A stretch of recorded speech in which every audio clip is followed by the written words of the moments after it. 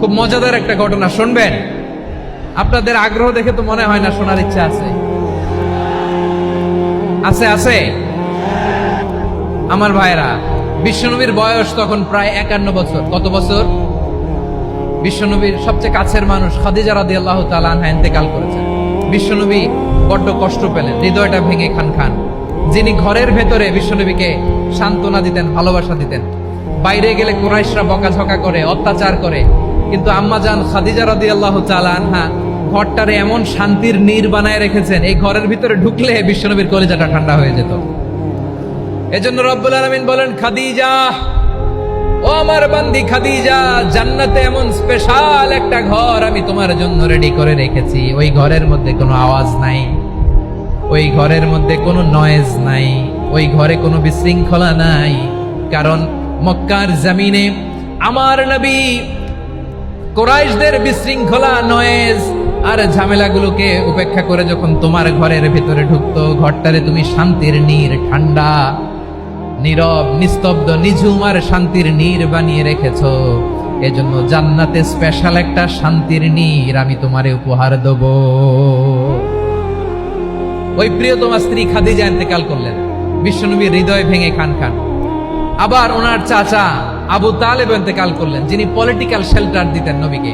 কে দিতেন? আবু তালেবের ভয়ে, বিশ্বনবীর এই চাচার ভয়ে কোন মুশরিক নবীর গায়ে হাত দেওয়ার সাহস পায় নাই।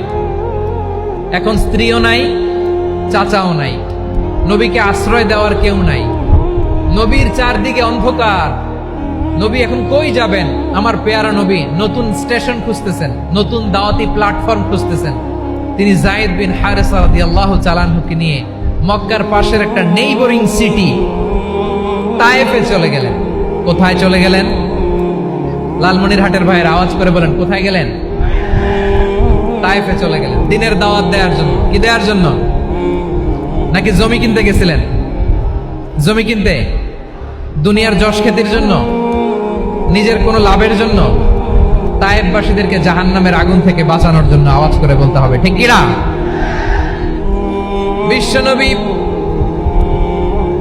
বিশাল মরুপথ, পাহাড়ি পথ পাড়ি দিয়ে তায়েফের মরুজমিনে গেলেন কোরআনের দাওয়াত নিয়ে, ইমানের দাওয়াত নিয়ে।